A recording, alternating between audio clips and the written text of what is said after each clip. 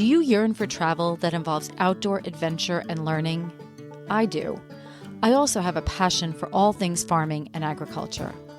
I've traveled to exotic jungles to learn about growing chocolate. I even once owned my own organic vegetable and sunflower farm. And now I'm planning my journey back to agriculture. Agritourism, defined as travel that involves some type of agricultural experience. Agritourism is all about entertaining. But the marketing strategist in me knows that at its core, agritourism is really about educating, and education affects change. My future farm needs to deliver a profound experience to all of its visitors. It needs to educate people about food, health, and climate. Join me to learn from experienced agritourism farmers and entrepreneurs and help me build my future farm strategy. And who knows, maybe one day soon you'll find yourself in a tropical jungle cutting open cacao pods with a machete, or savoring an outdoor plant-to-plate community dinner with 100 guests at a farm in Illinois. So let's tap into the agritourist in you. They believe that great craft chocolate is true to the bean, that the flavors apparent in the bar reflect the flavors hidden in the cacao bean. Like coffee beans and wine grapes, different cacao beans have different flavors. Discovering those flavors is one of the joys Tom and Monica feel when making and eating single-origin craft chocolate. Tom and Monica are the owners of Goodnow Farms Chocolate. Their chocolate is made in their 225-year-old farm factory in Sudbury, Massachusetts. They offer scheduled factory tours on specific days, so check out their website to sign up. Funny thing is, they started making chocolate in their LA apartment out of a desire to eat more high-quality chocolate. They couldn't find reliable, local chocolate sources, so they figured they would make it themselves. It took them a few years to perfect their chocolate recipes, but when they did, they decided to move to Massachusetts to build their chocolate factory. Tom and Monica's bars have a unique appeal for so many reasons, but one being that they produce their own cocoa butter, something that many bean-to-bar chocolate makers do not do. I've had the opportunity to savor several Goodnow Farms single-origin chocolate bars. Tom will reveal his and Monica's favorites as well, but I will tempt you with two of their intriguing bar names, Passion Fruit and Cream and Caramelized Onion. This is Jen Ross, your Agritourist podcast host. Enjoy my chat with Tom and Monica from Goodnow Farms Chocolate. Hello. Hey, Tom. How are you? Good. How are you? Monica, how are you? Okay, I really am excited to talk to you guys. I've been watching. I've had some of your bars. People have gotten me for gifts, and I've bought my own. And what intrigued me is even just where you're located and your building. Where you have this whole factory, and it was very intriguing. I actually, a few times I was up there, I wanted to sign up for a tour, but the timing didn't work or whatever. So in the future, definitely. But why don't you guys tell me first a little bit about your history and what were your backgrounds, and then kind of what was the chocolate interest? Like, what pulled you in? Because I know there's a lot of dimension to. People don't realize chocolate comes from a plant, a tree, and that connection is just not there a lot of times. So I know people enter into this in different ways, sometimes from a trip that you've taken or, just interest in chocolate or whatever. So whoever wants to start. Well, I think I'll start. My background is very different, I guess you'd say. I don't know. I call myself a scientist. So I studied a lot of applied sciences and engineering in school, but I also I love connection and emotion, and I also studied Spanish, and I lived abroad. And after school, I worked for a little bit in the States, and then I moved down to Central America. Okay. I worked in eco resorts and development, and a little bit of like ecotourism. And it was really interesting for me. I loved the sustainability aspect. I loved, meeting new people. I loved the experience, learning new cultures. And I also had cacao trees in my yard. Yeah, so I lived in Panama and Costa Rica, and the way I got down there was really like I was interested in traveling and exploring, and then I met people along the way, and I worked in hotels, and then I met other people, and they enrolled me into this project for development, and I was like, yeah, I can do that, and it just kind of happens. So I was living in this island in Panama, and there was jungle all around, and cacao fruit, and I love the fruit. And I'd never really liked chocolate. When I grew up, I didn't like the flavor of it or the experience.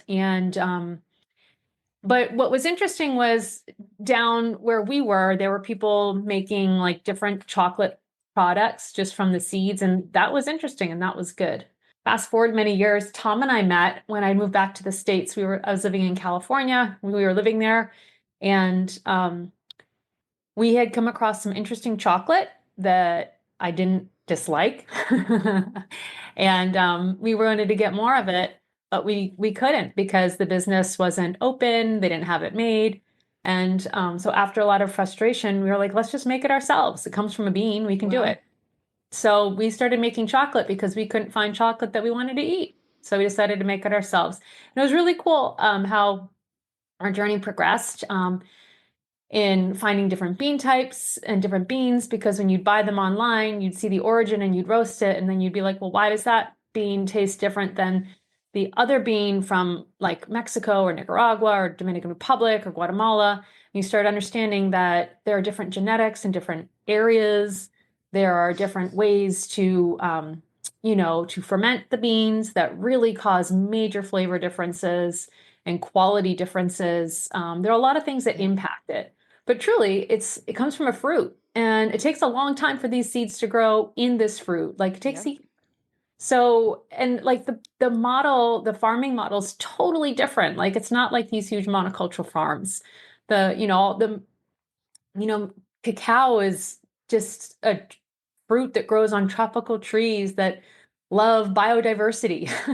Yep. And the way that they naturally grow, yeah, I mean, it's just there's so much that goes into it, and it's a beautiful story, and we were really interested in the flavor that really hooked us, and then who's behind the flavor and what goes into it, and then we became more interested in the stories and wanting to share that with people because Right. people should know where their food comes from and be interested in it because you can get a great quality product but it really depends on the ingredients that you have to work with and the processes that are used to create it. So you were making chocolate in California, and then where was the transition? Did you name it then? Did you develop a company then in California, or did you come here to the East Coast and develop that company? Yeah, well, this was a long-term plan. So Tom and I had different careers. So I was in large-scale real estate development and construction, and Tom was in entertainment, and I'll let him talk about that. But we always loved working together and wanted to do more together and have a shared vision and adventure. So our goal was to make chocolate. So we started in our kitchen at home in our house in California. A lot of test batches, some good, some bad. Really nice neighbors telling us that it tasted good. But it was a lot of exploration, a lot of fun, and it took us years. Tell me about Yeah. your background and kind of how bridge the gap between how you guys came together and your kind of perspective on this. I was working in television. I had a television production company in Los Angeles, and Monica and I met, and we were out on a weekend, and we visited a store that had craft chocolate that the owners had made themselves. Is that store still there or no? Okay. No, it's not. And one of the reasons is I think they weren't. I mean, I don't know. They were very nice people, but I think from a business standpoint, business wasn't their forte. And so I would drive an hour from our house down to they were in Santa Monica and we were in Hancock Park, and so I would drive down and it'd be a weekend and they'd be closed. They're like, oh, come on, like I need chocolate. I want chocolate. So finally, after a couple times doing that, I was standing outside the shop. I'm like, well, man, if they can make it, like we could probably make it too. And I went home and talked to Monica. She's like, yes, we should definitely do that. It was kind of this mutual thing. Let's just do this ourselves. So we started just trial and error. We got beans off of Amazon, was our first bean order. I think they weren't even fermented because we didn't know Oh, any better. really? Okay. And a lot of times, yeah, because we didn't understand the whole I'm process really. surprised you can And even it was a get lot of times, them not fermented. Well, I guess some people are doing that. Yeah. yeah, it's some people seek that out. Cacao lavado, it's just washed cacao. And I think one of the reasons is if you don't ferment it, the temperatures don't go above 110 or 100, whatever the temperature is where you can consider food Okay. raw. Well, you see a lot of raw chocolate out there, which is not really raw because if it's fermented. But you don't develop a lot of the Right. interesting chocolate flavors without the fermentation. So you definitely want to use fermented beans for chocolate, in my opinion. So we spent a lot of time on YouTube. The craft chocolate industry was still very new back then, so it was really about just figuring out how do we do this and how do we want to do it and what are we looking for. And so after 5 years of doing that in our home kitchen, just roasting in our oven, and it literally started by conching with like a mortar and a I'm pestle. It I'm was, impressed. very Especially fun. if you don't have a history of doing this. It's a little it's can be complicated. Which is why, everybody ends up with a very different type of product because you end up with, certain things that you gravitate toward in terms of the approach and even in terms of the flavor. So in 2010, when I sold my company, it was a 5-year earnout. So we knew in 5 years we were going to want to go back to the plan was to go back to the East Coast to raise our kids. So we thought this would be a great thing we could do because we could do it at our house and have a lot more time. So we spent those 5 years really refining the craft, traveling down to Central and South America. Like Monica was saying, she's fluent in Spanish. Yep. She used to live down there. So we were able to really connect with a lot of farmers and find some really cool communities. And so once we started here, we had a lot of those connections lined up. And then it was just a matter of building out the chocolate factory and scaling up. We knew we wanted to build a factory where we lived so that we could have easy access to work, but then also be part of our kids' lives. Um, and we also did create a company when we were in California. It had a different name because we thought we were going to end up in a different place and doing different things. And when we found our home here in Sudbury, we found Goodnow Farm. We realized, I mean, it totally makes sense. We work with different farms around the world, and we're making it here at Goodnow Farm. So we named it Goodnow Farms Chocolate. Excellent. And the actual property, there's some history. It's a very old property. Like, how did you find that? And when you saw it, what was that moment? Did you know right away that this was it? Yeah, we did. So we actually searched for a few years. We thought it was going to take longer to find a place. It only took us a year and a half, but when we found the property, it actually wasn't on the market yet, and we didn't know where Sudbury was. It was a smaller town next to Concord. We actually thought we were going to end up in Concord, but we found this. Our real estate agent showed us this property, and as soon as we saw it, we knew like this is the perfect location. Like there's space, there's already infrastructure. We could build the chocolate factory right behind the house, right next to the barn. This could work. It was a great community, a lot of nature.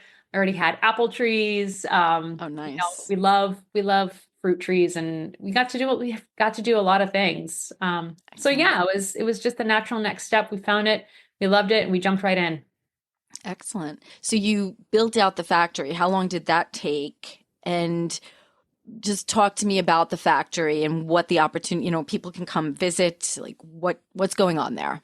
Yeah, so it took about a year to build out the factory. And we involved we knew we wanted this to be high quality operation, and we knew we wanted to be able to sell around the world. So we were making sure that we built it to what we needed. So it's commercial kitchen certified. So do people can come actually. So you do tours. So what is that experience? What if I come and I book a tour, what am I, what do I get to see?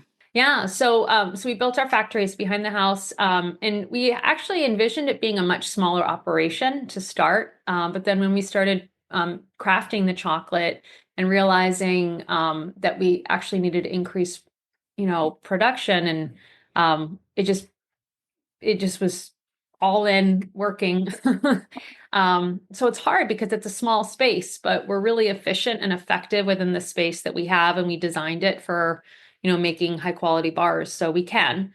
The thing is, we really wanted to share this with others, so we've, done the best we can to take pictures and show videos online, but everyone wants to see it. So what we do is 1 day a week in the spring and in the fall, we shut down operations so that we can open the kitchen and share it with the public. It's a big deal because we actually have to stop, doing, but we do want to connect with others. And it's special to us. It's important.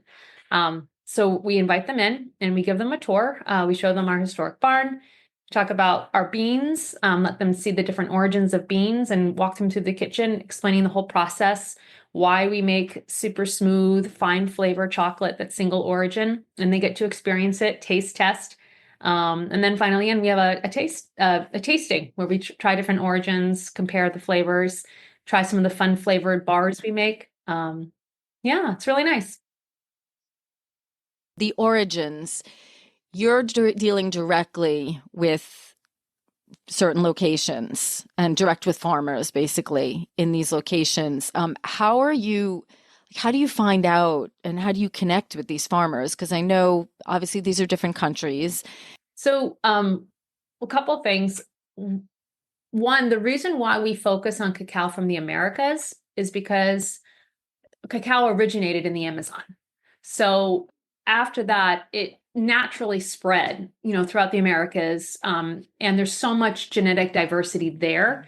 And then terroir diversity that we have an abundance of different, flavors in single origin cacao that we can, source from. There's a lot of different types. So that's one of the reasons why we source primarily from the Americas. The other one is we speak Spanish.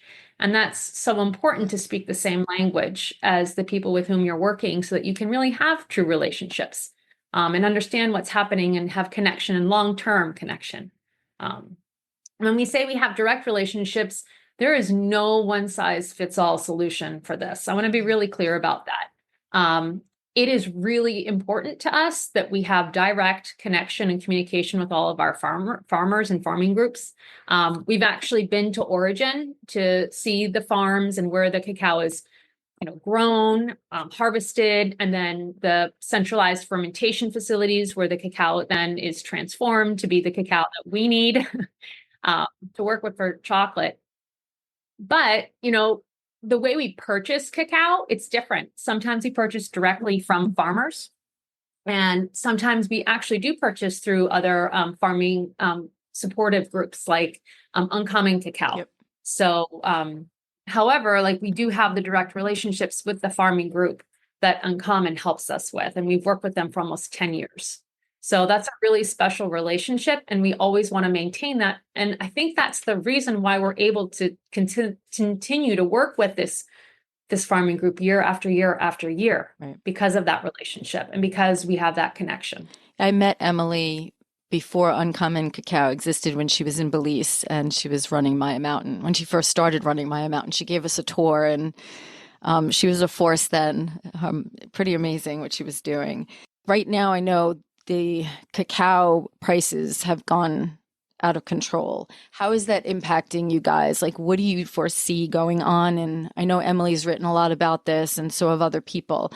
What is your stance on this, and how have you kind of adjusted to, I don't know if it's the new norm, but I know that it's obviously having an impact on every part of the process. So, yeah. There is definitely insecurity in the cacao market right now, in growing cacao in general. The majority of commodity cacao is grown in West Africa. I'd say about 60%. And what happened was there was a drought there. Environmental factors forced there to be no harvest. And so lack of a harvest, really lack of supply increased demand in the commodity market. And then all the big players, when they couldn't get what they needed from commodity, then started poaching from specialty. So you've seen the effects, cacao commodity prices are super high. For many years, it was hovering around $2,500 a ton. for commodity cacao. I think it's about $10,000 a ton right now, which is insane. That it's increased so much over like a year and a half. There are a lot of reasons for that, primarily environmental factors and, the changing weather patterns, and it's affecting every single farmer everywhere. And it especially affects those who don't have like infrastructure to be able to handle it. And it's really sad. It's something that we are going to continue to experience. I don't see a change in the near future. There's not like a modern solution to farming that is going to be able to fix environmental effects right now. So you will see the cacao prices remaining high. This does affect the specialty market because bigger players have come in to get the cacao from specialty farmers. I'm using the word specialty because, I mean, there's no really one word to categorize the farmers that don't farm commodity. We call them fine flavor cacao farmers, Okay. or people that are, or specialty farmers, I guess. Because what happens is there's increased demand. So it's hard because even our farmers that we're working with, the value of their product has increased as well. So in those regions, there's a lot more theft. There's more, I don't know, like there's less peace, more bickering. It's very volatile. So, we're lucky we've been able to maintain our relationships and continue to get, the cacao that we have. Not everyone has been so lucky. We have been paying higher prices for our cacao. We paid much, much more for our cacao from different origins. Our prices are going up.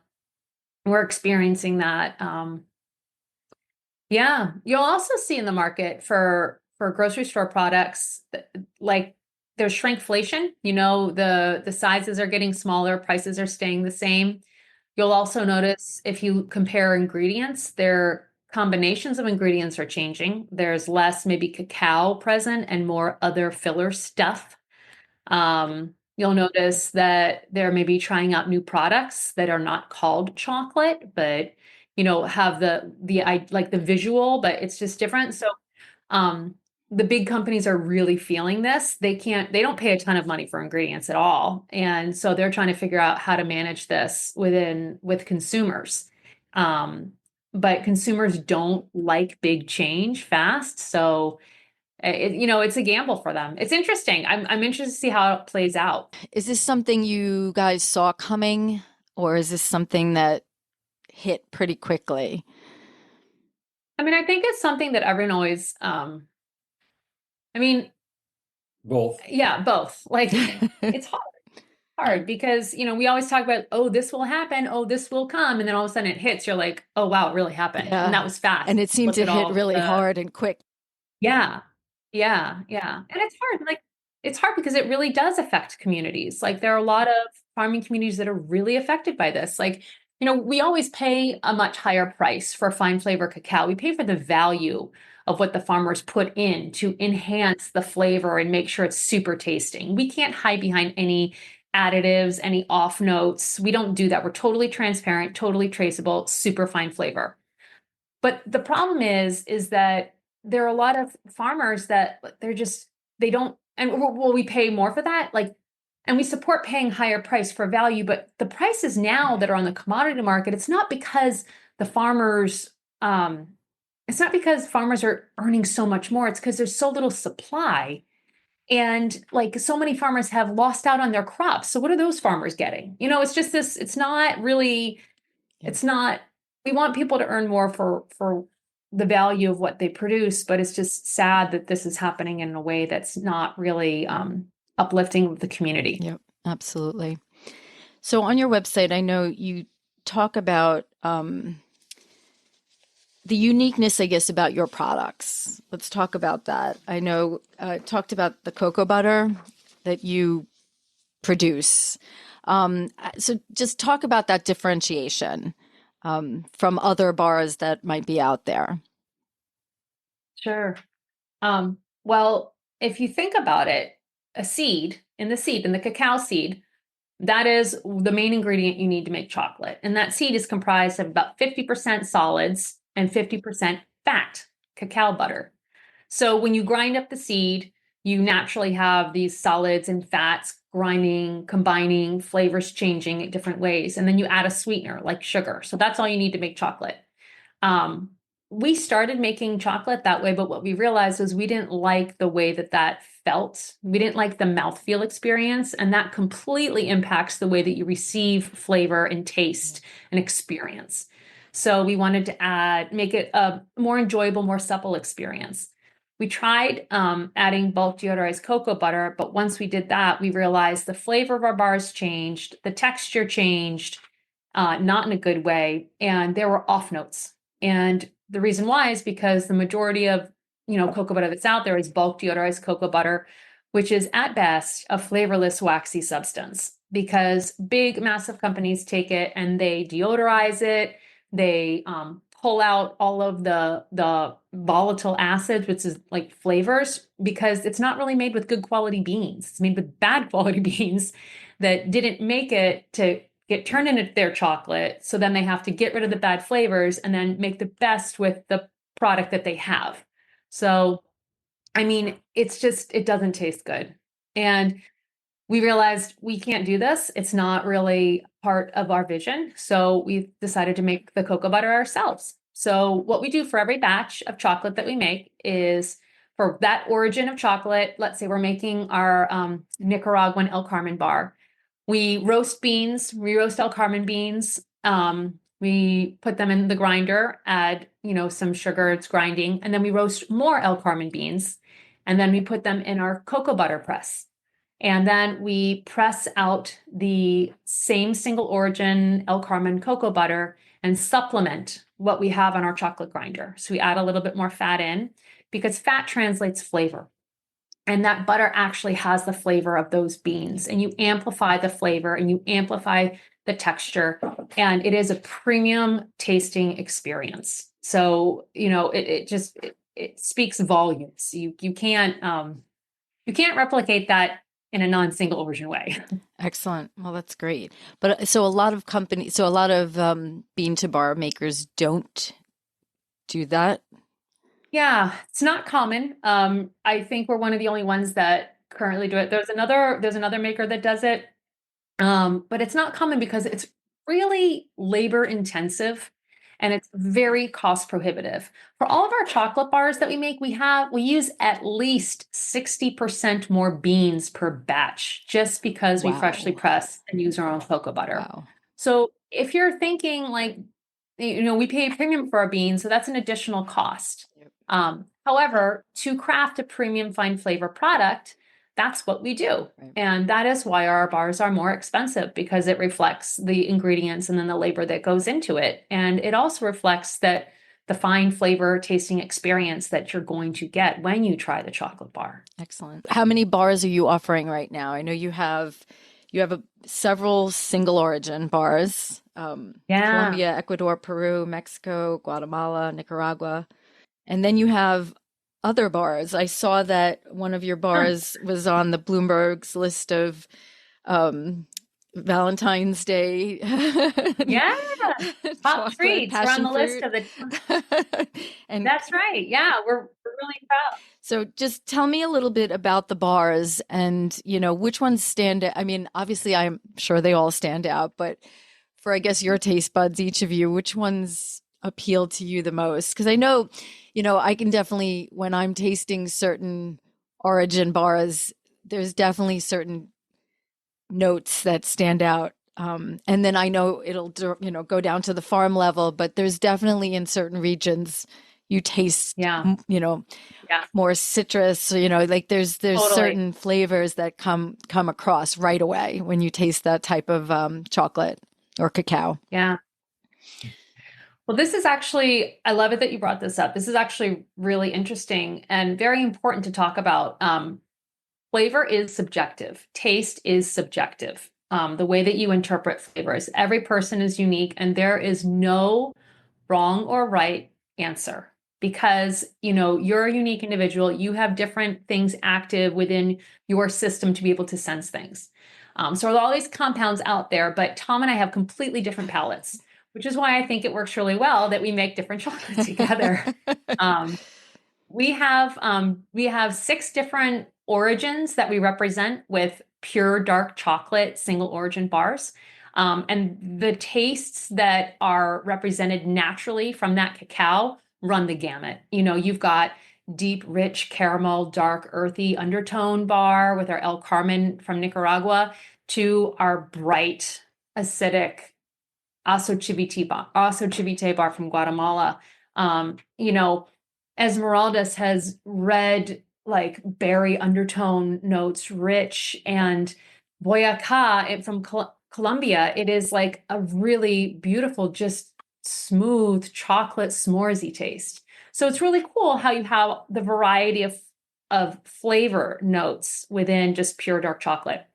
And then to be able to craft our really cool flavored bars, we pair the flavor notes of that chocolate with the flavor additions that we want. And we have so much fun with that. As you mentioned, our passion fruit and cream bar, that is a fun, cool flavor combination that we crafted because the acidic flavor tones of the Guatemalan cacao paired so beautifully with passion fruit and that bright, vibrant tropical fruit, but then also cream. I mean, that was the layer on the cake. Like, it's just so good. It's like eating chocolate mousse. I love it. We have a lot of fun. I love citrusy things naturally.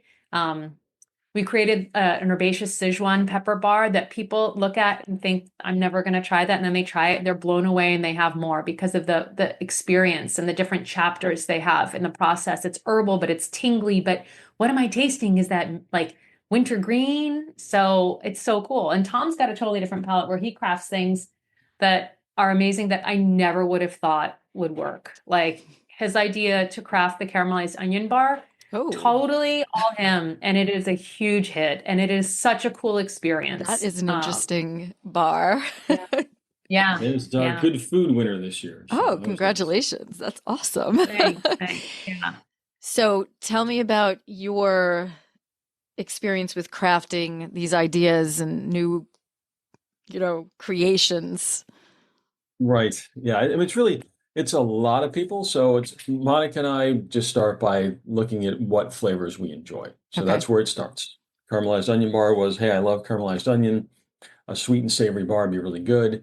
Monica found this herbaceous Sichuan pepper, which was incredibly unique. And the guy who was sourcing it was directly from China.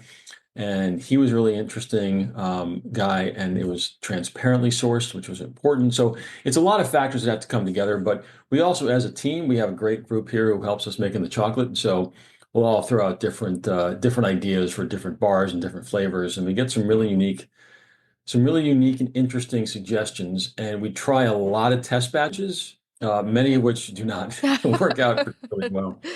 And one of the hurdles is that we'll come up with an idea, like we've been looking to do a malted milk bar for a while. Okay. But trying to find malt powder that is sustainably sourced is nearly impossible. So, those are the kind of things we're up against. Like if there's a flavor we want, can we get it from a company that's doing this in a way that we feel we can support? Now, when you're doing your sourcing for products that are not cacao, like you said something from China, like, so you don't limit it to the Americas, you're looking worldwide, basically? Yeah, well, we try to, whenever we can, we try to source locally. Obviously, we can't get the cacao beans anywhere near here. That's the one bad thing about living in this area. It is, yeah. And we actually tried growing. We had a little cacao tree. You know what? Everyone always says that. We tried, despite everyone telling us we can't. I think they're growing one at one of the botanical gardens down here in one of the greenhouses. I don't know how it's going, though. I wish we would. But, so we try whatever we can to get local ingredients. So we work with Boston Harbor Distillery for all of our spirits, our whiskey and our rum. We have a couple of maple sugar products, which are sourced locally here in Northfield. Barrington Coffee out in Western Mass. Our brown butter bar is Highland Farm, which is also, local, one of the only local butter makers. So whenever we can, George Howell Coffee, we always try to source from near here. But there's a limit to what we can do, and especially with spices. We work with Burlap and Barrel out of Brooklyn. Okay. And they take the same approach to spices we take with chocolate. It's very single origin, direct with farmers. They get some really interesting, unique spices that nobody else has because they work so directly.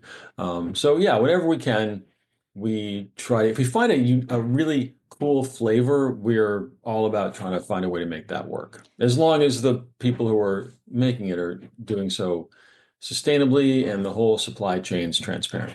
So, what bar or bars are your biggest sellers? What's the most appealing?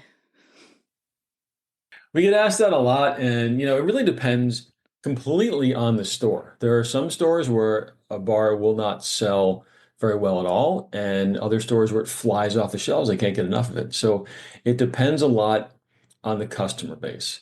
And I think what happens is you get some certain commonalities, like with cheese shops.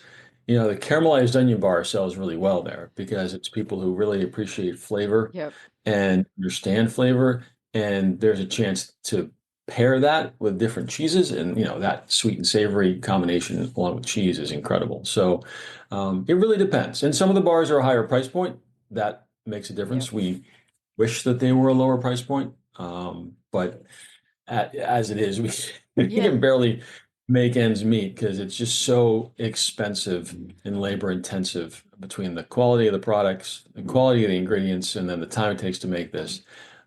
They get pricey. So that also has an impact on which bars will sell where. So let's talk about how you are distributing your bars. So you have you don't sell out of your location. Factory. Yeah, you don't Yeah. sell out of the factory. I thought I saw a note that you don't. Or do you have a shop in there that people end up? We don't, unfortunately, Google doesn't really let us, there's no easy way to tell Google, hey, we are an active business, but we aren't open to the public. So people do show up occasionally, like, hey, can we get chocolate? And we're like, sorry, this is our house, and our neighbors are going to be really upset if people keep coming here. So just out of respect Yeah. for it's a residential neighborhood, and the fact that we've got kids playing around, we tell people no, we can buy it right down the street at a store called Duck Soup, and they basically are like our outlet. They sell everything we have, Okay. even stuff we only sell on the website, so people can always get it. But we don't sell out of here. We wish we could because the process is so interesting and people love to see it. And that's why they come. And we feel bad because they come here looking for an experience and we can't give that to them. And it's a real learning experience too, because people don't know much about where chocolate comes No, from. they do So not. understanding that where any of your food comes from is so important. So the fact that people are interested in learning that is really a step that we all need to take. Yes. So we want to support that, but at some point, we are looking to potentially expand to get a separate space because we're bigger here than we ever really intended to be, and we've kind of maxed out. So, we're considering other locations where people could actually come and visit. Okay, well, that's a good problem to have. So, Yeah. okay, so you have retail locations where you're selling your bars to, and then you sell online. Are there any other innovative things from a marketing perspective that you're doing to get the product out there? No, Do you no. guys host tastings other than just the tours? Do you do any types of tastings anywhere? No, we before COVID, we did that a lot. We did Okay. demos in stores, we did tastings. We were trying different ways but the reality is it's just very time intensive. And like Monica said, we have young kids, we want to spend time with them.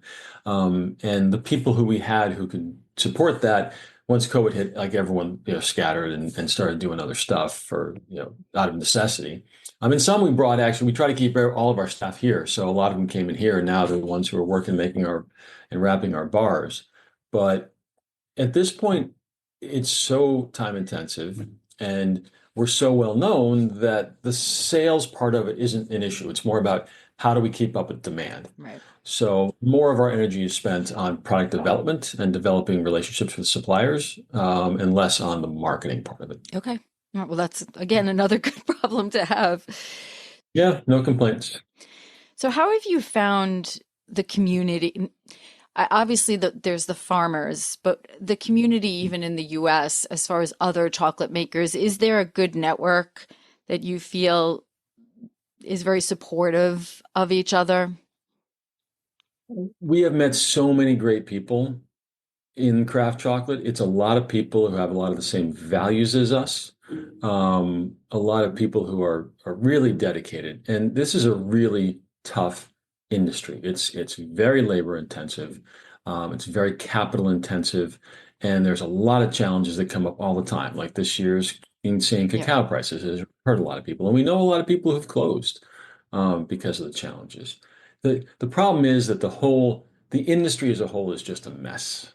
I mean, it's nothing. There's no cohesion.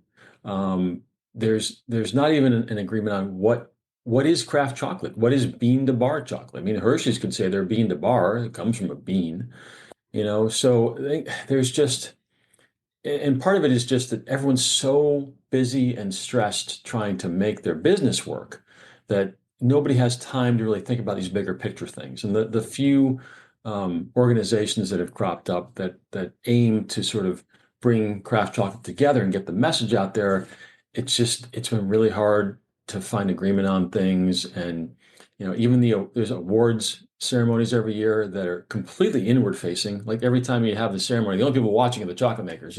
There's opportunities out there to do outreach and connect with the public that are missing. And that's a real problem for the industry because at a certain point we just start cannibalizing from each other. There's a small market of people who know about it and they just keep, buying these bars. But as more and more makers get out there, there's the same size market. So what really needs to happen is outreach to a larger population, to more people to get them to understand how important this is and why this is different. And I think until that happens, the industry is going to continue to struggle, which is a shame because the way that the big chocolate makers handle their sourcing and their supply chains is not great for the people at the bottom end of it. Have there been any changes with that given, you know, what's going on right now? Like, do you think any of those big guys are making any positive changes?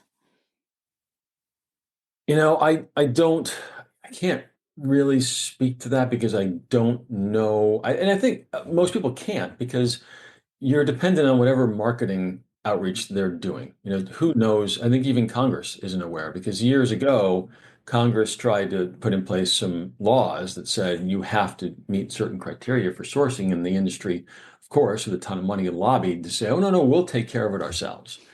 And that was, I think, almost 20 years ago. And then there were all these deadlines just Yeah. kept getting moved and moved and moved, and they're still getting moved. And you see articles in the Washington Post and the New York Times talking about documented all these instances of poverty and child trafficking, all this stuff that's happening, that it seems like there's not really a dedicated effort on the part of these companies to make change. And I think part of that reason is the same as it is with any industry. Until there's real pressure from the public to say, we need change, we're not going to buy your products or we're not going to Right. support you until there's change, that probably is that pressure isn't there to make it happen. And part of the challenge too is you can't just say to people, stop buying big chocolate, because then if their sales go down, they're buying less from farmers who already are struggling. Exactly. So it's a really complicated. What it comes down to is these companies, need to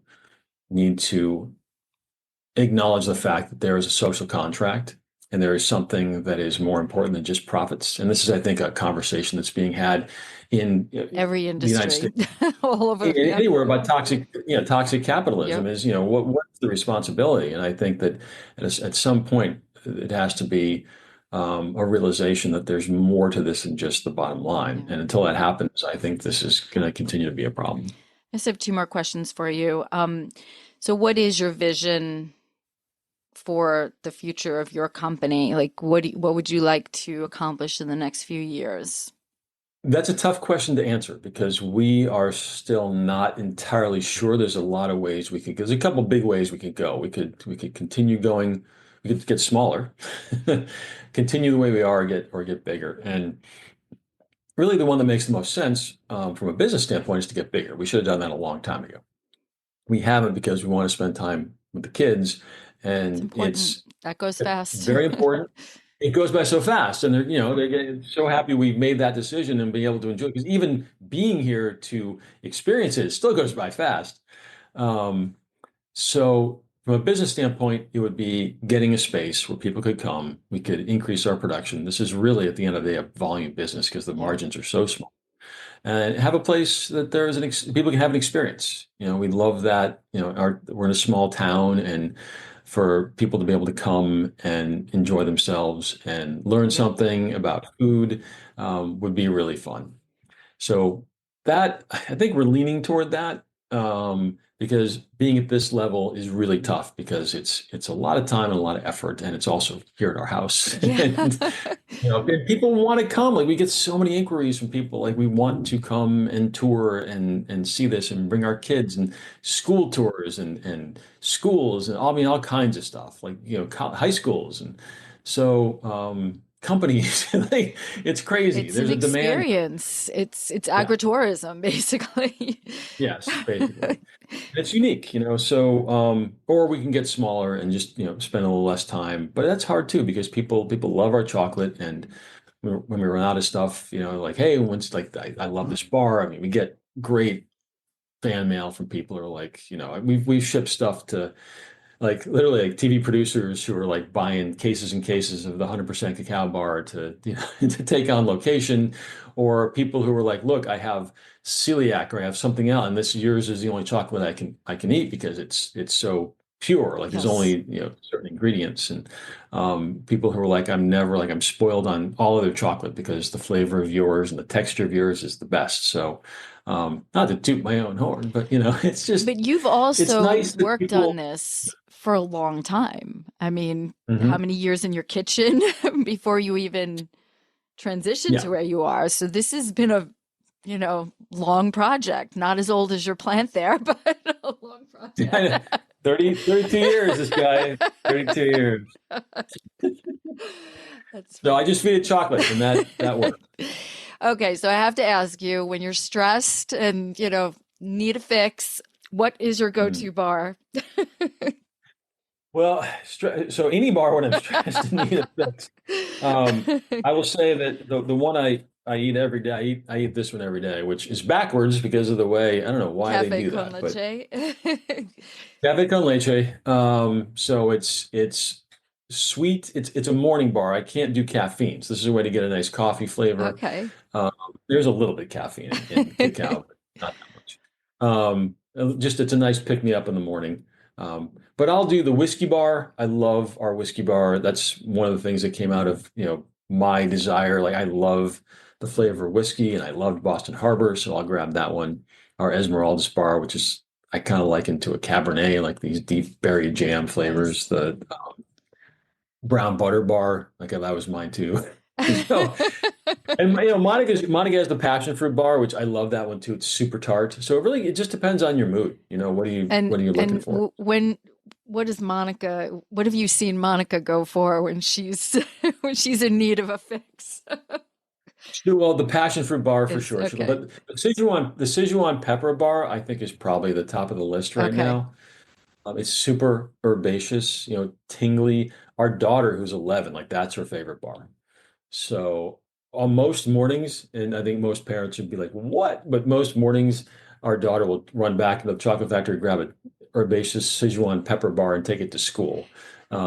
And she eats it, I so think she it's eats a lot of great. chocolate. And she'll come back with 4 bars. Like, what are you doing? It's like, well, I'm giving them to friends. Like, all right, fine. Like, I love it. make sure their parents or I gave it to teachers or Hey, whatever. she's Like, okay. marketing for you. She is. No, she's a very great salesperson. And the kids also enjoy the whole They've been down to Origin with us and they pick cacao pods and What open an them up. And amazing education and experience for them. That's yeah. it's great. My daughter, my middle daughter, who's graduating college, she came to the Dominican Republic with me. One of my friends, his family owns a cacao farm down there. I never Hmm. knew. He just happened to tell me one day, and we went and visited, and she got the Hmm. whole experience. And then she actually Yeah. went to Mexico on an origin trip about coffee and chocolate this summer. So Hmm. she has the bug. So, But it's That's great. great. It stays with them and it teaches them all sorts of skills. So I think it's wonderful that they're part of this process and the gift you're giving them. Are there any, because I know you have a lot of packages where you can buy like all the origins, or you have a nice, Mhm. a group set of things. Is there anything that's those are any big sellers or anything that people might be interested in? It really depends on personal, like Monica said, taste is Yep. very individual. So it really depends on personal taste. The great thing is we do have a bunch of bundles on the website where we kind of try to mix and Yeah. match. And so we did it in a couple different ways. There's like a Central America bundle, so just the 3 bars that are from Yeah. Central America, 3 bars that are from South America. And then we do a mix, and it isn't a like flavor mix. We basically say, here are our gold, these are the bars that won International Chocolate Awards. Gold, these are the ones that won Good Food Awards. And it just ends up being a natural mix of different flavors. So, I mean, really whatever catches your eye is they're all, at this point, they're all award winning. So they're all really good. Excellent.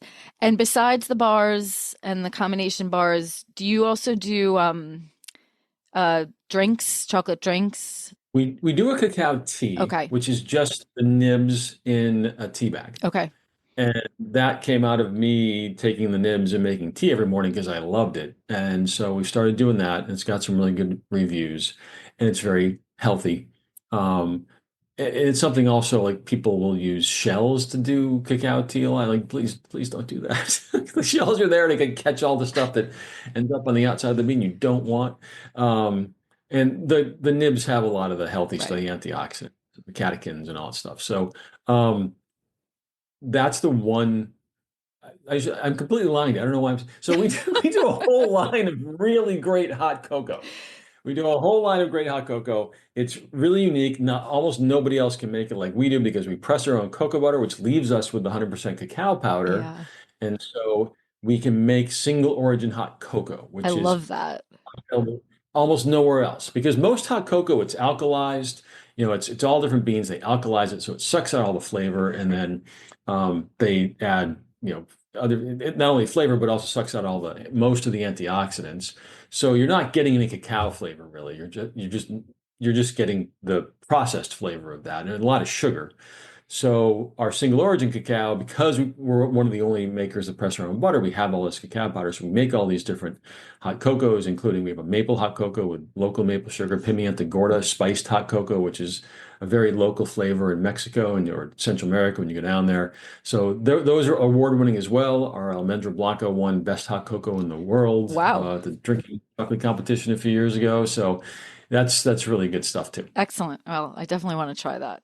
Okay. Definitely. No, I I think don't that's even a know whole what we market right there that, is not as tapped into, I think. So definitely, That's very interestingly enough, like that sells out the most. Like when you look at even the web traffic we get, it's the searches are hot cocoa. So yeah. there's a lot of interest in that. Yep, definitely. And even the tea. But thank you. This has been a pleasure. And I definitely want to, connect with you guys when I'm up there. All right, Right. take care, Tom. Right. I hope our AgriTourist podcast prompts you to think more about where your food comes from, whether it be your vegetables, fruits, meats, and even those sweet treats. Don't forget to subscribe and share this podcast with someone you think may truly benefit from or be inspired by it. Visit us at agra-tourist.com. Until next time.